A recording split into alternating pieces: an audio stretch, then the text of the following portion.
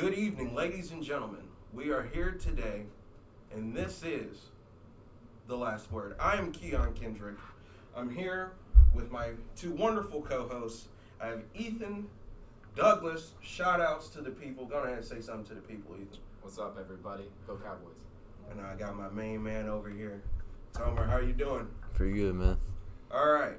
So usually we would like to start this podcast out with sports, and since football is going on, but scratch all that. Toronto. Portland just signed. Portland just signed Carmelo Anthony. He is back and in full effect. Guys, how do y'all feel about that? I like it. I mean, Portland, when Melo was leaving OKC, Portland's always been up there with wanting to get Melo. Lillard and McCollum have made it clear they've been wanting to play Melo for years. Absolutely. And I think it's a good fit. I mean, especially add him to the team with Rodney Hood. Mm-hmm. He's got even more spacing now. Kent Bazemore. Nurkic is going to be coming back pretty soon. It's a pretty good team. I think the important part is going to be whether or not he can shoot the three at above 33%. It's Melo. But he can still shoot. He is not. He's been working out in Lifetime. Yeah, okay, bro. the reason why he's been cut from those teams is because he has not been able to shoot at a very high percentage. I'm going to tell you this. Which is part of the issue. In today's NBA, you have to be able to shoot the three at a high percentage. And that's literally in all positions. Even the five. The big man has to be able to shoot the three. But I believe in Melo mostly because of the simple fact of what he has brought to us and has proven himself to be, which is a star-centered ball hawk who can chunk up from really anywhere. Yes, I do understand that talent has faded. Declined, if anything. But I still believe that he has the capability to do so. And even now, to see, I wish we could go to a game. I wish they could play the Mavericks again. If money grew on trees, we'd just be flying to Portland, man. No, like seriously. I think Melo's going to do good. Ladies and gentlemen, we just found this out right before we went live. Got the no joke. 3 minutes ago. Not even. But we're going to make a slight segue into football, all right? I'm sitting here with two Cowboys fans. For those who don't know in the audience, Giants fan, we crying on the inside. I got to say, the NFC East as a whole, what's the word? Hot garbage.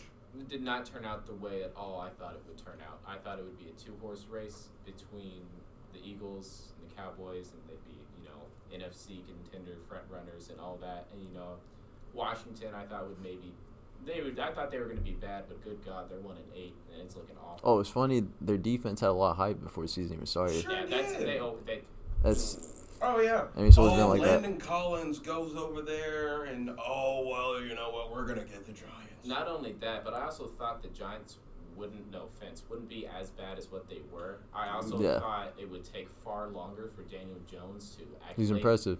Acculate himself, but, I mean, what was it, the third game they started him? Absolutely. He's looked fantastic. And who was the loudmouth? That's Josh Rosen, right? Mm-hmm. Yeah. He looks stupid. And Baker Mayfield, who was talking mess, right? Mm-hmm. Yeah, that's Baker. You need to play far better before you can start talking crap. So here's my thing, right? Baker Mayfield, and to the audience who doesn't know what Baker Mayfield said, he came out in an interview and said, I get that the Giants picked Daniel Jones, but you still have to win. So.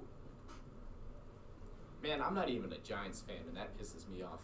Right, but the way how I look at it is this, right? Baker Mayfield, after Daniel Jones' second game, which was week 4, he's already thrown more touchdowns than you in a 2-game time period versus your 4-game time period. His completion percentage is higher than yours. In fact, if you really want to compare the numbers, there's only three people, or 3 times in NFL history, a quarterback has thrown for at least 300 yards in a game with no interceptions. It's only happened 3 times. The only rookie, or? No. 3 times. Only NFL quarterback to throw 300 yards and no interceptions? At least 300 yards and no interceptions. And out of all of that, Daniel Jones got 2 of those. Actually, no, it is the rookies. It is the rookies. It is the rookies. I was about to say. Yeah, I'm sorry. It is the rookies. So out of the rookie quarterbacks to ever throw at least 300 yards and not get any interceptions at all, Daniel Jones has 2 of those records, and there's only 3 of them. Baker Mayfield, you're not in that category. You were given an Odell Beckham, and you can't reach him. Eli was literally closing his eyes and throwing passes to Odell, and he was one-handed catching them. Remember? I remember. You remember? Not only was he given Odell Beckham Jr., but he also has, Nick Chubb, who's at least a top 10 Jarvis Landry. He's at least a top 10 running back, if not top 7. Georgia. And I mean, he has a great offensive powerhouse behind him, and they were talking mess about the Super Bowl. Well, I think Cleveland, that's all the excitement. They've been bad for so long, but I think it's the head coaching. Freddie Kitchens is not the coach for them. Until the day they win back-to-back seasons with above a 500 win then they can talk. It's irrelevant to me. Yeah. Because I've seen the story before. You remember Brendan Reed and Trent Richardson? Yeah. They went 10-6 one year, and then what happened? Awful. Where's Brandon Whedon now? No offense, Brandon, but you know where he is? I have no idea. You know where he is? No. Exactly, because he sucks now. Yeah. So I don't know. People are so ready to hop on the train of, yay for the Browns, they're finally good, and yet you can't jump the gun that early. Yeah. That team has a history of being awful Yeah. for that long. My thing is when it comes to that, you have to understand where your team is before you come out and start making assertions of how your team is going to perform. Oh, we got an Odell Beckham. We're about to be phenomenal. This, that, and the third. And now, look at you. You want to know one good comparison to that? When the NBA, when they threw together LeBron, Dwayne, and Chris Bosh, and people were saying championship immediately, it takes time to meld together. Absolutely. It doesn't matter how good of friends you are off the court or anything. Yeah. That first year, they didn't win. No, and people had too many expectations for the Browns. And I think, the front office, if I were to go back in time and still do a trade for Odell, I'd still do it. I mean, that's a good risk. You guys have been bad for so long. I wouldn't, but, Yeah, I don't know. What was the safety they gave up again? They gave up Jabril Peppers, which, honestly. I tell you right now, as a Cowboys fan, you gave me Jabril Peppers before Brandon Heath, and I'll be ecstatic. Yeah. Please. Anybody but Brandon I'm Heath. glad you actually brought that up. I wanted to talk to y'all about what do you and we'll go down the line in the NFC East. So, I mean, since y'all are at the top, let's discuss it. What do you think are the list of issues that could be changed in order to help the Cowboys be more successful? We're going to be on the same wavelength, I can already tell, because we're smart Cowboys fans. I need a head coach who actually I can see the emotion in his face, not just when he's throwing a challenge flag and then gets penalized. He claps for nothing. Exactly. I want to see somebody who's taking the bull by the horns and steering the team in the direction. Because right now, how long has he been there? It seems like forever. He's been since he took over after Wade Phillips. Yeah, and what was that was 2011, 2010. 2011. Yeah, it's been too long. And that team, the Cowboys have been predictable for years. You already know what they're going to run before they even run it. Absolutely. And they're not unique at all. They play old school kind of football that does not keep up in today's NFL. The one thing I have liked so far this year is that Dak Prescott is blossoming a little bit more. Yeah, he's taking risks. He's the third in the league in yards per attempt or yards per completion, whatever it is. He looks comfortable. He looks great. Yeah. And a lot of the interceptions were tipped passes or dropped passes. Granted, he definitely threw some interceptions. Yeah. At least 6 of them are his fault. But in order for you to be a part of the gunslinger mentality, you have to be one that is willing to chunk the ball down. Which is what I love. And I can tell you right now, Michael Gallup and Amari Cooper are threats. Phenomenal. So you really believe that it's just Jason Garrett? Like, you don't... I'm sure there are other issues, but the biggest issue right now for us to succeed and get past the hump of being a one-win playoff team is to get rid of Jason Garrett. I don't care if next year we lose because we're getting acclimated to a new system. That is fine. I am ready to move on. Please. Please, please, please. I am 21 years old. I was born in 98. I've seen 2 playoff wins. I am tired of keeping a head coach who has won 1 playoff game here. And you know what? It's America's team, right? We're supposed to be the biggest thing. Why are we giving the most half-assed coach so many chances? What is he telling you, Jerry Jones? What is he telling you for him to be able to stay there? And that's the biggest thing. I don't like it. I want to know because me personally, right? The Giants go through 2 bad seasons, and Tom Coughlin. Because gone. it's logical. Because that makes sense. Gone. 2-3 bad seasons, gone. Now, for me... And Tom Coughlin won y'all 2 Super Bowls. That is true. Jason Garrett ain't do nothing for They us. both they went 9-7 both times. That's my times. biggest problem. It's not just a play calling, because that is true. Y'all are predictable. I mean, everybody who plays you knows that. Especially since I'm a Giants fan. Well, Like, there's been times I've watched the game and been like, oh, run play. Up, pitch play. Oh. You even know when they're going to do play action. Exactly. Like, so, even now, I think honestly some of your issues are more than just Jason Garrett. It's some of it's some of the players. Like Heath, just like you mentioned earlier. Heath needs to be gone. I don't know why he's still on your roster. Probably because we can pay him $1 million and he'll sit there and we're running out of salary cap. But even then, I would just draft a safety in the second round. Give me a 4th round safety. This upcoming draft is about to be so defensive heavy. It's crazy. Giants doing terrible. We're about to have a top 5 draft pick again. So, for us, it's bad, but it's good news because that means Saquon can have more friends, whether it be on the offensive side or the defensive side. So let's get to the Giants, right? I was talking to you earlier about, we always give each other crap for when our teams play each other because that's half the fun. Yes, it is. But it's all in good fun, though. We're not awful to each other. Yeah, we're awful collectively to Eagles fans. There you go. Exactly. There we go. What are y'all told me what you need a new offensive line. All right, so look, it's not just the offensive line, right? We're going to run down the rabbit hole. First, Dave Gettleman, right? You got to get out. And I say that and I mean that from the bottom of my being. You are literally killing our team.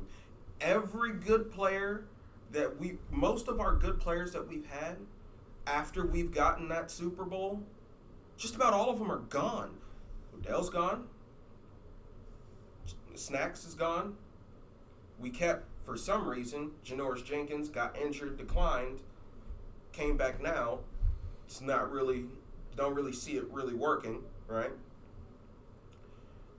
Jonathan Casillas gone. Olivia Vernon gone. And that's, now mind you, outside of Odell, that's really just 4 players off of our defense. We're not even going to go to the offense on how badly it has been dissected. You are killing our team with the decisions that you're making. It's god-awful.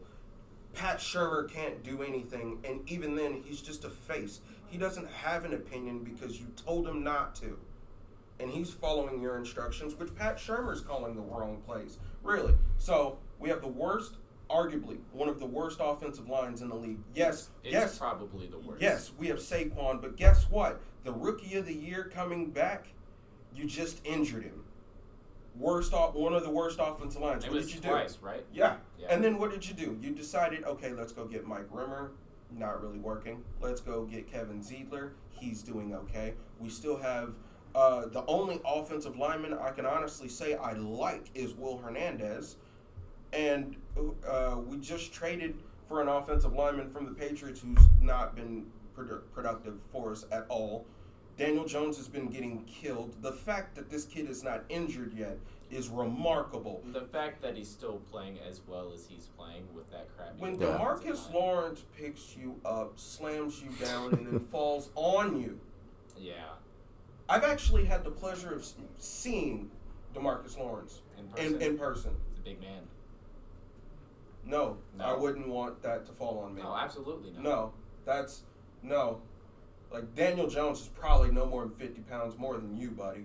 And 6'2", 150. And, if I fall on you, I'm breaking something. Like, That's completely accurate. It's just terrible. Our whole front office is just awful. We really need to start with Dave Gettleman. He needs to go. Pat Shurmur, I don't think you know what you're doing. I don't think you've been really introduced to this role that you're playing now with us to the level of which you should be, because if you were, we wouldn't be running the ball on the 2nd and 15. We wouldn't be trying to, run, now we're going to finally we are literally becoming we're becoming the 2012 Cowboys. That's really where we are, minus the good offensive line. And a brand new guy who's from Duke. Duke. Not a football school. At all. Can you Not name even me? close. Can you name No. me? Just one. Zion Williamson. Exactly. Like, seriously, it's that bad. And then that's just those two. We're not going to talk about, Dave Betcher, right? You don't know what you're doing, right? We have Amari Cooper. We have Michael Gallup running trips. Amari Cooper's out wide. Why do you have DeAndre Baker blitzing? Why do you have DeAndre Baker playing off and playing zone coverage, not man, the one thing he's great at? You know? Our defensive line is god awful.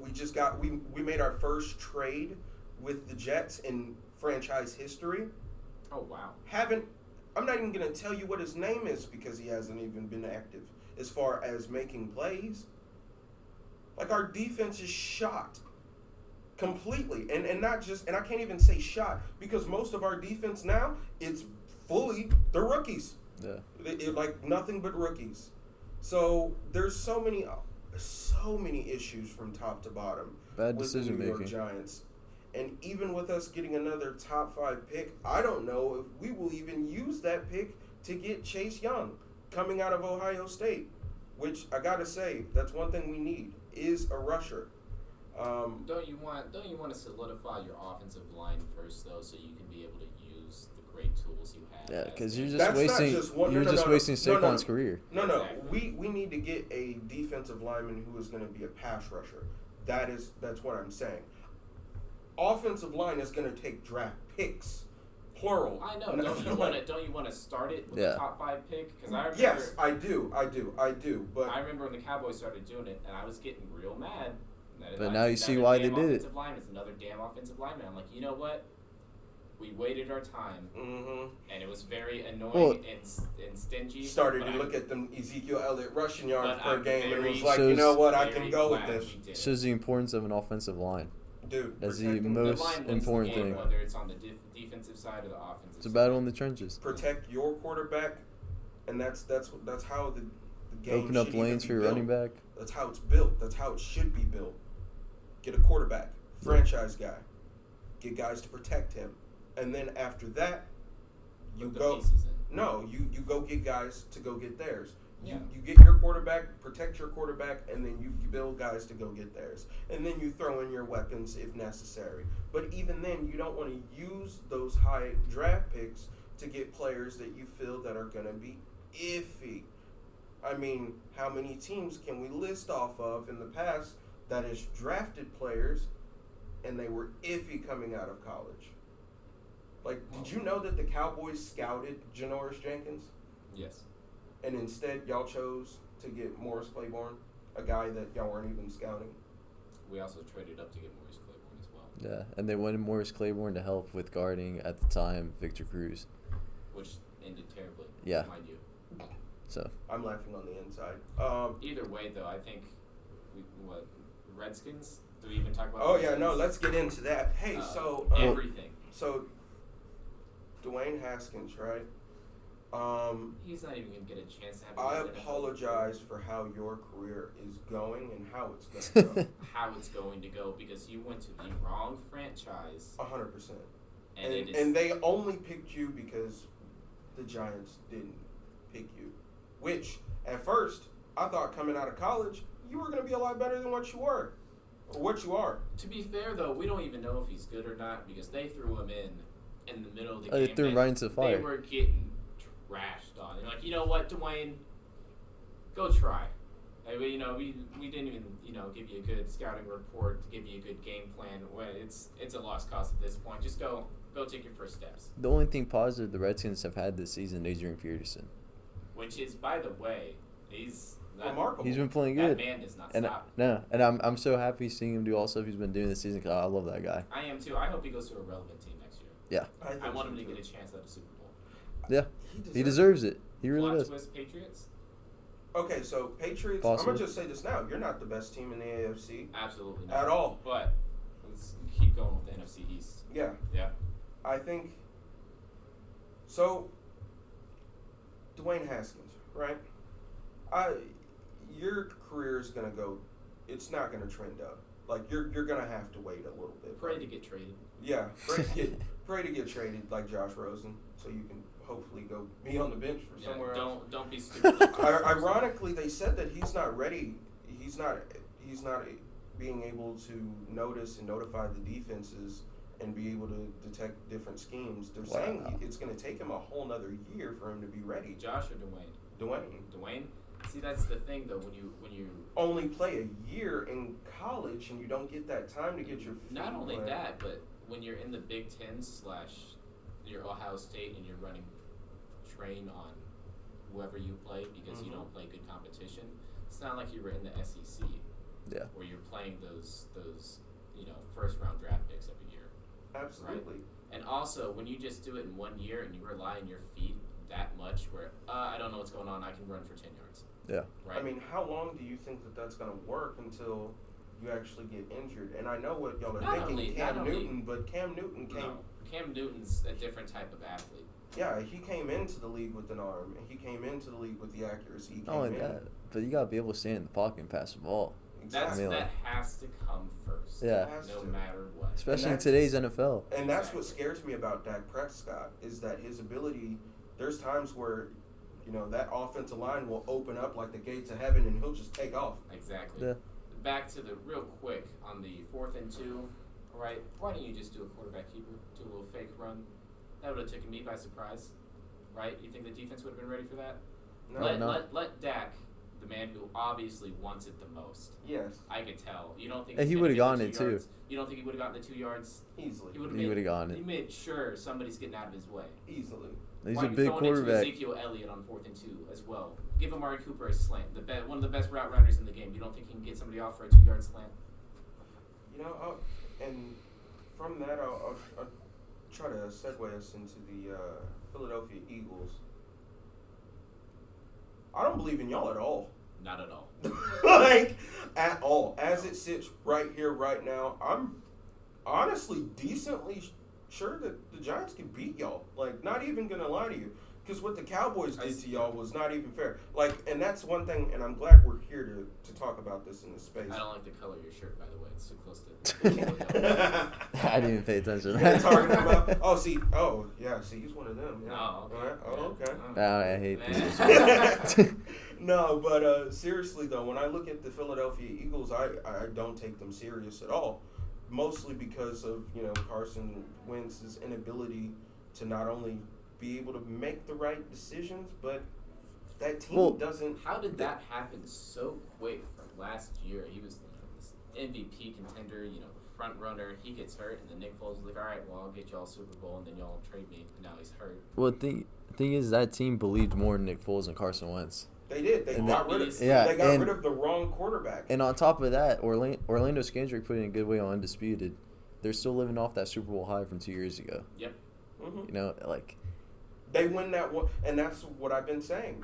They win that one Super Bowl. That team was amazing. Of the Eagle fans just lost their minds. Oh, we're a competitor now. No, you're not. And I was not even expecting them to make the Super Bowl once Wentz went down. Not at all. And as soon as they made, I didn't even think they would destroy the Vikings like that in the NFC Championship. Absolutely not. And I then, thought it was over. And then to see what Nick Foles did against New England, and their play calling was insane that game. It was unreal. That was one of the biggest surprises I think I've ever watched. Besides the 2007 Super Bowl with the Giants, I was on y'all's team the whole way, my friend. Look at the camera and say that again. The 2007 Super Bowl was a huge surprise to me.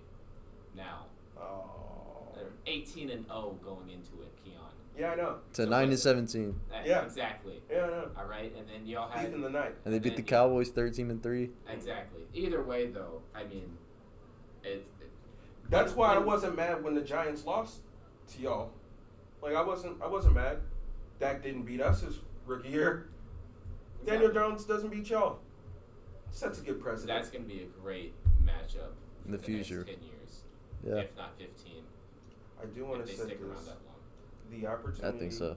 that is going on, or the actual completion percentages going on amongst the league from all of the different quarterbacks.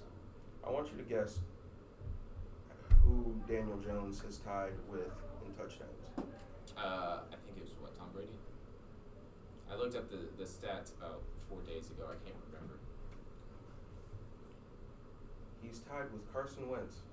That's funny. With the same amount of touchdowns thrown.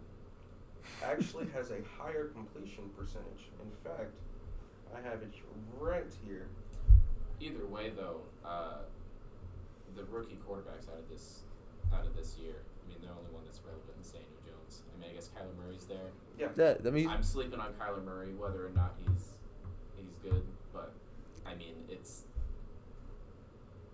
unless it's still the Arizona Cardinals. It's still telling him to go run around there. He's had his moments this season. He's had his moments, but he's also had some bad showings. Yeah. Also, I can tell you who should have been number one. I agree with that. Here's the stats. As far as completion percentages, or the attempts, Carson Wentz, 303. Completions, 190. Daniel Jones, attempts, 297. Completions, 187. So, percentage, 62.7 for Carson Wentz, 63 for Daniel Jones. Behind, which we just agreed, one of the worst offensive lines in the league. All the way up until a good point in the season so far, he only had one good weapon, which was Golden Tate, who was also suspended for the first 4 games. Yeah. Which means he missed the 2 games that Daniel Jones started in, and he was only making it happen with Saquon Barkley and Darius Slayton Jr., which I gotta say, I love Darius Slayton Jr. He's showing a lot of promise, and he's gonna have a bright future ahead of him. And honestly, when you look at those numbers alone, right? Oh, and let's do the touchdowns. All right, so 15-15. Interceptions, Carson Wentz has 4, Daniel Jones has 8. Sacks, Carson Wentz has 20. Daniel Jones has 32. 37. Yeah, 32. 30.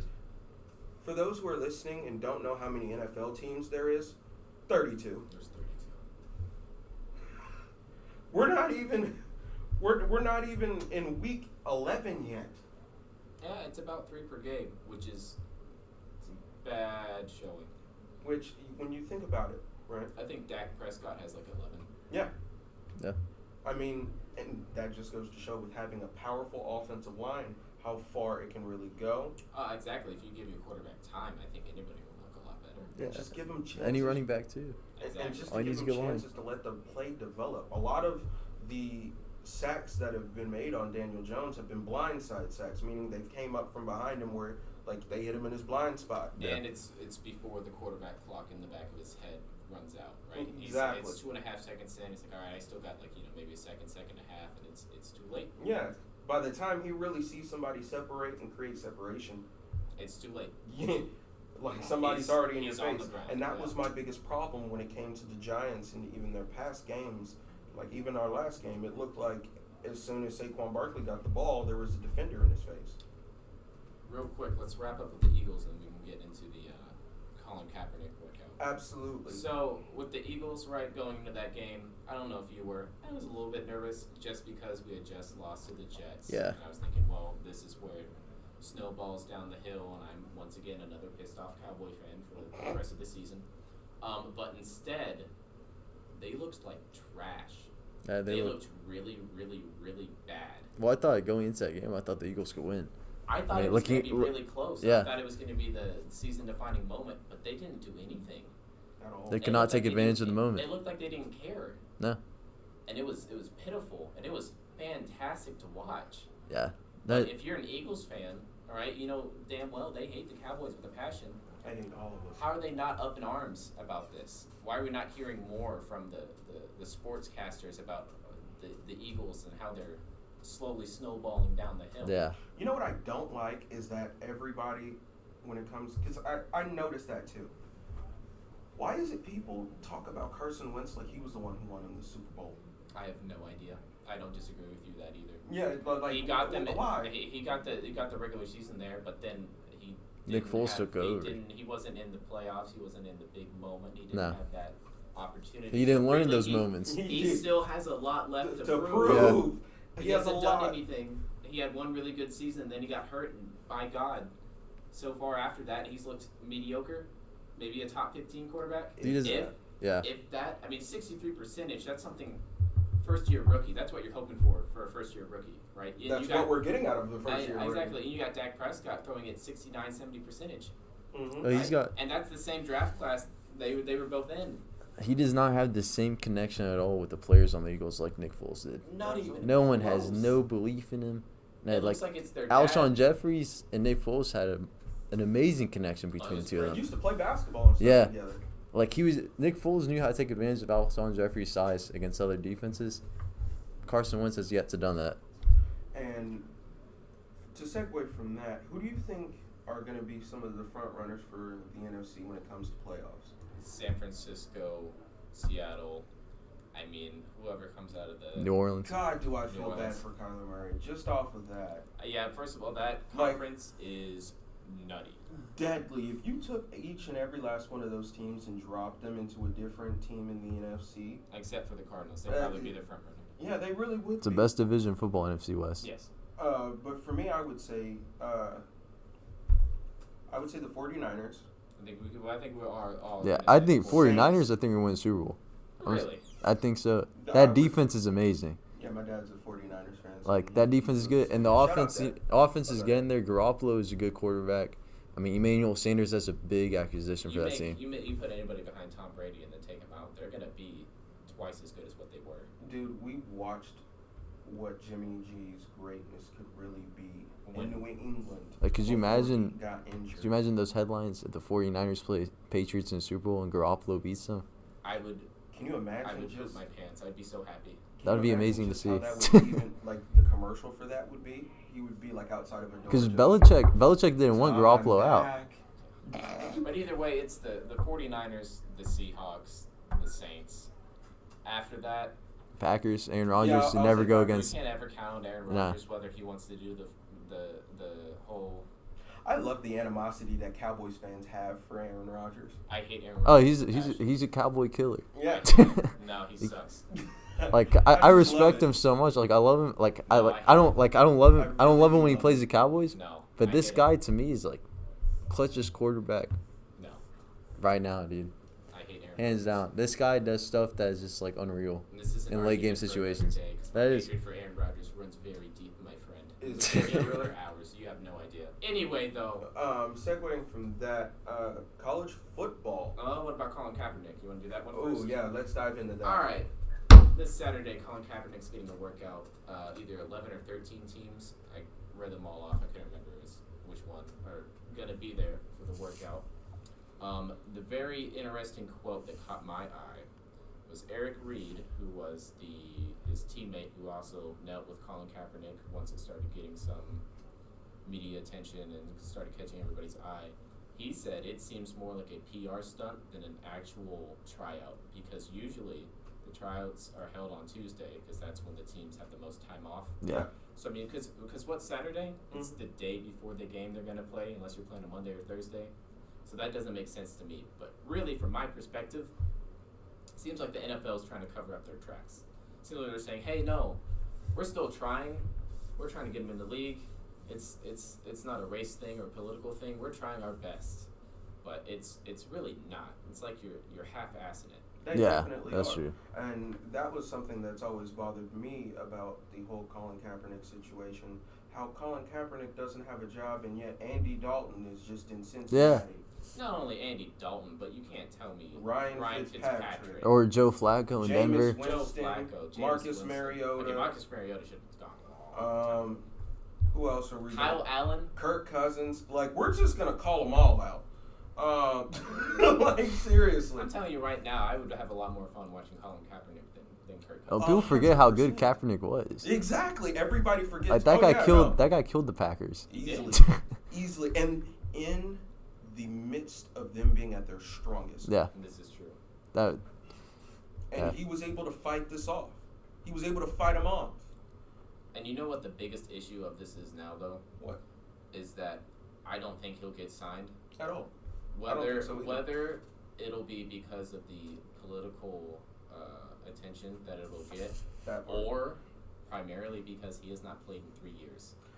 And just put all the stories aside. Would you go and sign somebody who hasn't played in the NFL for 3 years at a quarterback position? If I know he's twice as good as my starter, and probably will do the job for less. You don't know he's twice as good as your starter. But you don't know until you do it. You haven't seen him play for 3 years. That's true. So I think, but whether or not it's right or wrong, I think his career is dead, and that is because of the NFL and what they have done. Yeah. And now they're just trying to cover up their tracks. But I do believe that he is better than a handful of quarterbacks right here, right now, after being out of the league for 3 years. I would take him over a Kirk Cousins. Well, I would take him over an Andy Dalton. I would take him over a handful of quarterbacks that are active right now in positions, Marcus Mariota, and I would plug and play him. And all these teams with questionable quarterbacks, I mean, you got nothing to lose going for Kaepernick. At all. The only thing you got to lose is just, possibly fans are going to they're going to stop supporting your team. Oh, boo, you picked up Colin Kaepernick, but we just went on a 3-game win streak, so shut the hell up. That's the thing, too. It's because I was talking to some older gentlemen that were, I guess, ex-NFL fans, and I was very surprised when I had about 3 or 4 of them tell me I've stopped watching the NFL because it got too political. And I looked at them and I was like, really? Mm. Like, I'm going to tell you right now, I don't care what really happens unless it's a very awful thing that they do. I'm watching the NFL because I love football. Yeah. Understandable. Right? And that's, if you're going to let that judge whether or not you're going to watch a sporting event, then, I mean, maybe you weren't an NFL fan to begin with. You know what's the funniest thing about that? People got, they left watching the NFL because it got too political. They claim it got too political, and they weren't really for all of the things that Colin Kaepernick was really trying to support and really stand for. Isn't it funny how the world comes full circle? Because all of the black quarterbacks are flourishing outside of Dwayne Haskins. Like, literally, seriously. Lamar Jackson, Patrick Mahomes, he's amazing. Deshaun Watson kind of. He's doing good. They call him Black Jesus in Houston. He's breaking down. He's Houston breaking down everything that he's seeing in front of a person immediately after the game on a play that happened in the first quarter. Walking through it. Jacoby Brissett's still doing very good. Still. I didn't think he was going to do good, but then I forgot he sat behind Tom Brady, so he has that wisdom. And he had that one game. Exactly. You know what happens? It's starting to be proven. Once you sit behind Tom Brady, it's seeming like that. Some type of magic. It rubs. I'm just saying. Yeah. Jacoby Brissett, Jimmy G, Brian Hoyer looked decent for a little bit. I mean, even Brian Hoyer was good. That game was awful. He's bad. But I mean, it's just continuously growing. I see it being more of a dominant situation where you're seeing a lot more black quarterbacks come in and flourish, because now a lot of people are even looking at college. Well, they stopped looking at them as just athletes. Yeah. Like how when Michael Vick first came in, like he really wasn't a thrower as much as he was just a untouchable. Cam Yeah, Newton, it was up until when he went to Newton. Eagles, he became more of a thrower. He became more of a thrower, but when that day he came into Atlanta. No, he's not. He was like a running back. He was the man you couldn't touch. Yeah. Because he was so. So he was 99 rated man. Exactly. Dude, and that's the craziest thing. You see a lot of these different black quarterbacks coming in and they're flourishing, even when it comes to guys such as Kyler Murray. I mean, shit, nobody can catch him. No. Man coming straight out of Allen, Texas, dude. Like, that's insane. And he also, people forget, this guy is playing with Larry Fitzgerald. Yeah. And they got a good connection between each other already. Exactly. And, like, he knows when to give him the ball, too. You're in a division with Russell Wilson. And Jimmy G. And you're playing against some of the best defenses in the league. And this guy's in his rookie season. He's going to learn a lot from this season. This time last year, he was in Oklahoma trying to think about where he was going to go. Yeah. Now, this fast forward a year, he's trying to figure out a way for Aaron Donald to not kill him. Doesn't life come at you quick, ladies and gentlemen? And he's got Jalen Ramsey on the Rams now. Jesus. I mean, he's got good pass defenses all around the NFC West. At least 6 of the games he's played, he's gone against tremendous defense. Yeah. And that's the craziest thing about the NFL. Like, a handful of the guys who play in college, they make that transition. Just like I said, I mean, a year ago from now, he was getting chased by people who were finance majors, and now he's trying to figure out how he can keep himself alive with Aaron Darnold and Jalen Ramsey chasing $20 million to make sure he doesn't run. Yeah. I mean, the only element you can really say that he has to his limit is being so small and being so versatile. The ability of them being able to catch him is what makes it difficult. Because when he's that short, you can't see over the offensive lineman. No. But that's why I thought he was. He's not, like, you watch him play, he's really not a bad passer. At all. And he's not. Not at all. He's pretty well-rounded. So I'm saying this guy, like, no one's really talking about him. This guy in a few years could be something. He's flying under the radar Yeah. for sure, but that's because that division he is in is so phenomenal. Yeah, that's the best division in all football. Also, just the Colin Kaepernick thing, I feel like at this point, it's almost just a media stunt, just to make the NFL look good. Yeah. Say we're trying our best, all that, but it's almost dead in the water at this point. They fumbled the bag on it when it came out the first time. They were cut in between a rock and a hard place. Between you have half the country supporting it and then the other half not supporting it, and what should do and what it shouldn't do, and it did become a big political thing. And it's just, they could have done so many things differently. And even now, when you look at the way they could have just not covered it. Like, hey, he's kneeling. All right, cool. And then just don't. True. I mean, I think a lot of the things that was focused on weren't the things that he was really trying to push, but he was doing it for police brutality and stuff like that, but it became the argument of whether or not you should be able to stand and the for narrative crime. got switched versus what he was trying to actually because stand that's what for. people were more concerned about. And that right there is the biggest thing that is really put him in a situation where teams have blacklisted him. But I do want to say this: we're going to have a short intermission, but thank you for tuning in. The last word. Good evening, ladies and gentlemen. We're back yet again. This is The Last Word.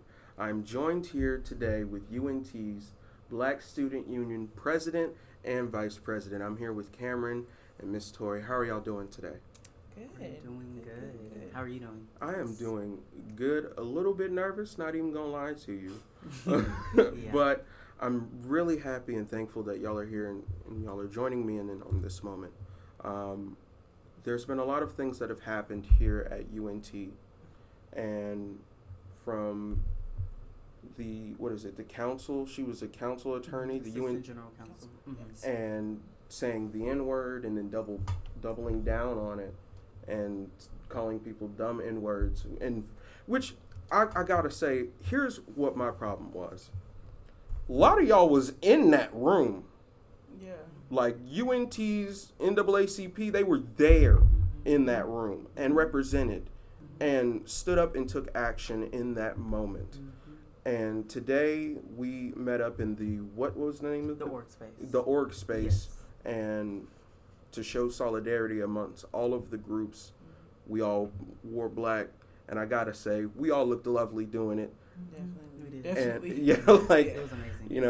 I saw the beret in the closet, and I was like, nah, I ain't gonna do it to him. But but Black it, Panther. Okay. no, I'm saying I had the gloves and the backpack, like I You was sure ready to can't go. wait. Oh, I did. I walked in there with it on. I was like, you know what? We are out here today in numbers, strength, and melanin and baby oil. We are out here. Not today. We are Not out today. here. No, sorry. But for us to show that strength and unity just goes to show you what we can really accomplish. Because it wasn't just black people there. Right. We had Yeah. people of all minorities coming there to support each other for a cause. And it just goes to show you that when we show unity, that there's strength in numbers. We've heard that saying before, but today was definitely proof of it. And from everything that was said, and really, I just want to get a gauge on what y'all think will actually come of what we displayed today as a unit. Cameron. So I would say, honestly, they know that we're serious and that we're not going to stop as far as talking about this, and the conversation is going to continue to go. So as far as the outcome, I hope that next thing is tomorrow. We'll be having the sit-in again, but Yoleon Ogbu, SGA president, she'll be actually speaking, and she'll give her, she has around like 3 to 5 minutes that she's going to be just giving them the spiel exactly of our strategic plan for the Black student experience. And so she won't, from our understanding, they won't be able to combat anything, but she can give it to them, and she has been put on the agenda. And then from there, we plan to set up a meeting with the chancellor. So I want to know, as far as, because I'm I've told y'all even off air, I'm new here. Mm-hmm. This is my first semester here at UNT, and within my first semester to have something like this happen, and for it to appear as if it's been completely swept under the rug, and the lady just resigns, and there's been no real ramifications to anything. I just want to know, from your perspective, from y'all's perspective, since y'all been here, how does that make y'all feel, especially with being black students here? So I'm the veteran out of the two of us, so I'll take this one. So I came here in fall 2016 as a freshman. Okay. Since then, my past 3 years here, this is not the first incident. So sadly, this has been a recurring event year after year where someone of, unfortunately them being a Caucasian, person, they have used that word. And it's unfortunate that it's mainly been only the use of that word. Okay. So this, again, like I said, is not the first incident, but usually, as you said, and it's sad to say that you've noticed that just being here one semester, that it gets swept under the rug. They resign, hush, hush, don't talk about it. We got it under control. So I think what's different about this one is that we have a different student leader in SGA. And the thing about Yolian is she's not backing down. She's not taking no for an answer. And the thing about me and Cameron is we knew her from BSU. Okay. So that's why we work so closely with her, because we are trying to make sure that all black and brown students at UNT do not experience the things that we've experienced or continue to experience them. We do not want this to be another, I don't want to hear about this next year after I graduate. We got another incident again. So we hope that with this situation, us doing the sit-in today and tomorrow will redefine these type of situations so that they won't happen again. It's coming to a point now where it's been normalized on the campus. And so now I guess we're in the mindset that we don't want this to become the narrative for UNTs, especially the fact that we're MSI now. That's not an excuse. So what we are hoping and what we feel like is different is that we have different students who have a different passion about making sure that these events or that these occurrences do not continue to happen because we're tired of it. So from my understanding, if I can just add, so the list of demands that we have listed that we gave to administrators 25 years ago, the demands were quite similar, and that tells you right there that there hasn't been much change. Right. And the one thing that was on there that is very similar is asking for staff members that represent us, that look like us, not just black people, but also brown, like all minorities that look like us, and that we can feel inclusive in the classrooms. And so at that time, that was a conversation as well. And of course, with all the other demands that we have there, also there are some similarities with those. And now here we are 25 years later, and exactly 25 years ago yesterday was when the students during that time, they actually went into the Board of Regents meeting as well. Yeah. And they did something similar. Oh, wow. Yeah. So my whole thoughts and feelings about this is, of course, we had the opportunity and to hear Neil speak and speak to some of the students and even speak to some of the reporters. I don't feel like, and this is me personally, it's the time for talking is over. Action needs to be taken. Agreed. Because obviously there's been people before us that have came and spoke out about everything that has happened. And we're still here, just like y'all said, 25 years later, asking for the same thing, telling y'all, hey, look, this seriously needs to be dealt with. That this needs to be put to an end. Yeah. And I think that's something that, and through talking through different people from the BSU, NAACP, BSA, SGA, and even the black content creators. Like we were out there in numbers. Everybody showed up. Yeah. And just talking to them and just getting what everybody's mindset was. It's like, he's saying that they're going to work on it, but they're not giving us action. And that was even one of my questions when it came to the president, was just like, are y'all going to are we going to be in these rooms when it comes to you having these conversations with your staff and faculty? Not just you saying, okay, we're going to talk about it, and it just be an email that gets sent out. because things like there's many ways of things to be swept under the rug outside of just not talking about it. You have to address those situations and cut that off at the source.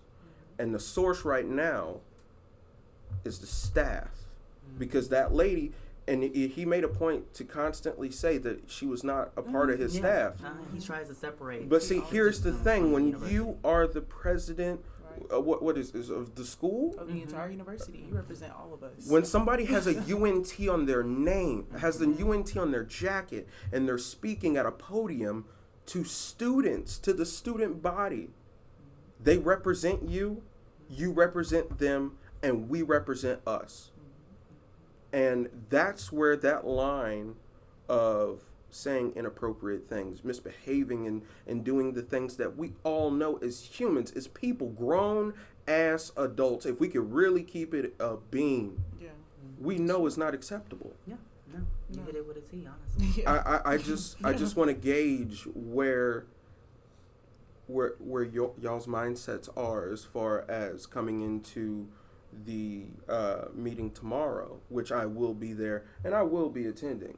You said 10:30, right? Yeah. Yes. Mm-hmm. Okay. Yeah. So 10:45, I believe, is the time that she's speaking, but we're going to be meeting a little bit before that, just so we can just come together and convene, and then we'll be walking over together. Absolutely. I just don't understand why we keep having to have, and when I say we, I mean students. Mm-hmm. And not just students, why minority students have to keep having these same conversations over and over again until action actually be taken. Yeah. Well, if honestly, like, just to also add on that, is that when we are actually having these meetings with administrators, Neil was giving us the runaround about the whole thing. Like, it wasn't any direct answers as far as, can you do this, can you change this, can you, what can you do? It was the whole runaround of, give me data, give me this, we don't have money. But we were literally sitting in that meeting earlier, they're spending $15 million on a golf course.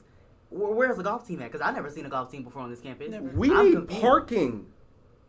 Over like if we gonna really throw money at stuff here at UNT, parking number 1 on the list. No, correct. Correct. Yeah. But they have an agenda of just keep on collecting checks from everybody and collecting all this money. We have a lot over here that's empty that they tore down businesses. There was a bank, there was a Subway, there was Chicken Express, there was multiple things that were students that they could walk over there and utilize those if they didn't have a car, and they tore it down because they want to build student housing, and then they want to charge students $1,300 and this is like, I mean, this isn't the grapevine, so you can correct me if I'm wrong, but generally people are pretty spot on about exactly what's going on and what's being built, and honestly, it's very saddening. It saddens me that we just keep on profiting off of our students. Yeah. As far as the distribution of funds when it comes to the different clubs and organizations here, I mean, being president and vice president, I know you have more of a better insight than I would when it comes to. So literally, so SGA. So they had a student services fee town hall yesterday, and so it listed the student services fees. And so student services fee, I don't know if you know, is the services that us students, so all of us in our tuition, like some money goes towards this this big bucket of money, but then also that money is split up to organizations. So SGA has around $120,000 that they use, and they use that money as far as programming, etc. There's some organizations on there. There's some I would say not departments, organizations, moot court. I'm not going to even bash anybody, but there's some people on there that don't deserve as much money as they get. And it doesn't make sense because it's like, where is that money going to?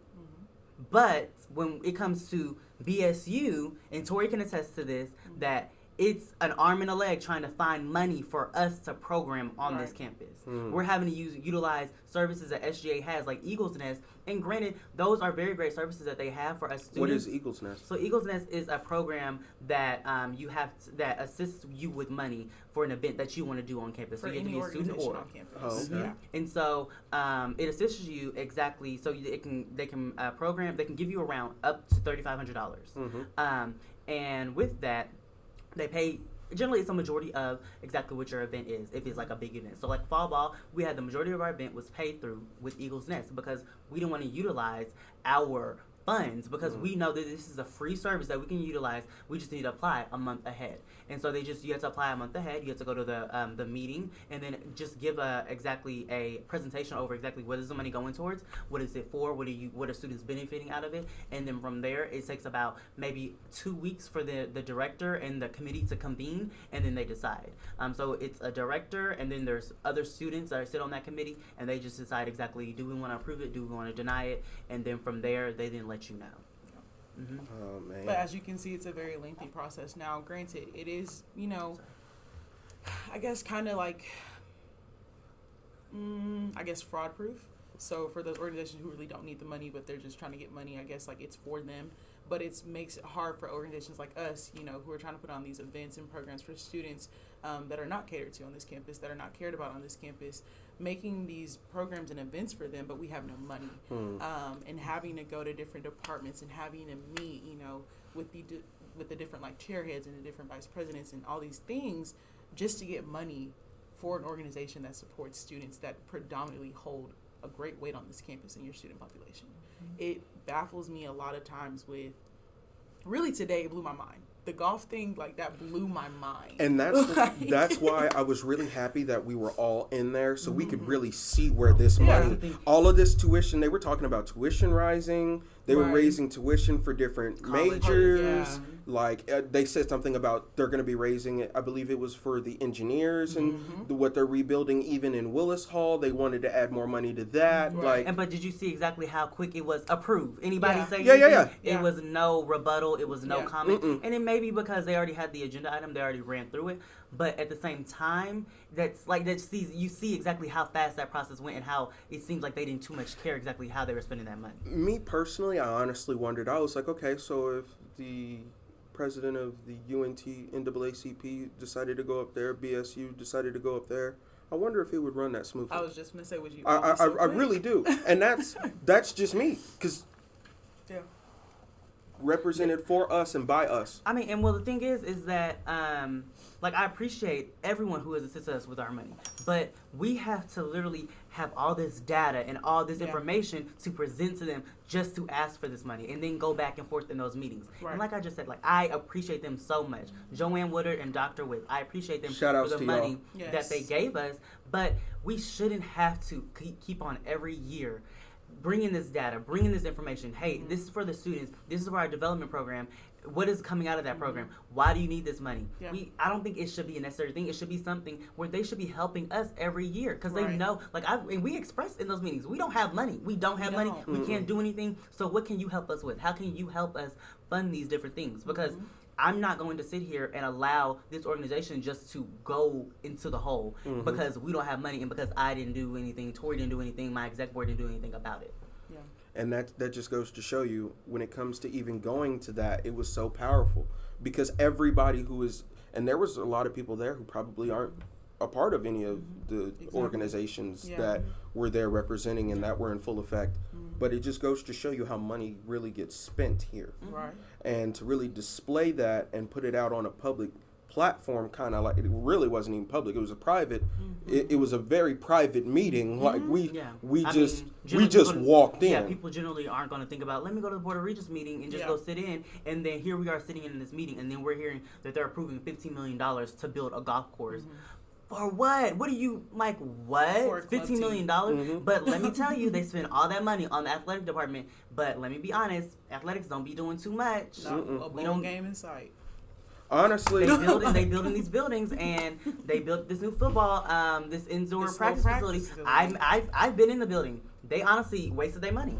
If I'm be honest, they have a half a track. It doesn't even go around the entire building. Wow. Yeah. It's literally, they have 2 bathrooms. From what I saw, a men's and a women's all the way in the back, unless they have another locker room put back there, as well as some other things. But they have some offices that go up some steps. But other than that, they wasted the money. Like, there could have been that money. They could have made smarter decisions. They could have built the building, but they could have been smarter about the different things that they're building. Yeah.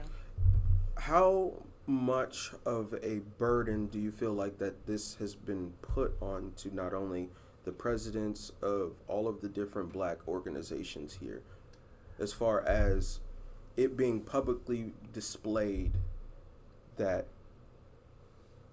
really not much happening so far as the consequences to this lady coming out and saying what she's saying? I feel like it's been really tough as far as exactly how do you navigate in these different areas and what do you do. And so BSU being representing all black students on this campus and being that spokesperson for them, you know, even for me, even for Tori, it's been very hard. Exactly how do we find the passion to keep on pushing? Because as far as, you know, with our different constituents and our friends and other people who are black as well, it's been hard gaining some kind of support, you know. But definitely, like I was telling my exec board earlier today, that it really uplifted me, and it was very liberating seeing the amount of students that I have seen impacted and that want to support this cause the past 2 days. Yesterday, when we had our secret meeting, whatever you want to call it, there was a great amount of students in SGA office. And then today, it really, like, when I tell you, me and Tori were like, I had to step aside and also pray with Yoleon right before, because I was like, this is crazy. Like, we are literally about to go in here and, like, everyone's sitting here talking about this is history that is being made. Right here, right now. And that's the same message that I was sending to everybody that's a part of the BCCA. It's like, hey, look, black organization here, we need to represent one another. We need to support one another, because if we don't do that, we will not show unity within ourselves. And that's the biggest thing. We showed up as a student body, not just black, not just white. We showed up as a student body, and we were there, and we were in that moment. But I do have to say this: I truly appreciate y'all. I fully support y'all, and I'm behind y'all every single step of the way. Thank you so much for coming, and thank you for the ladies and gentlemen that are tuning in to us right here, right now. The last word.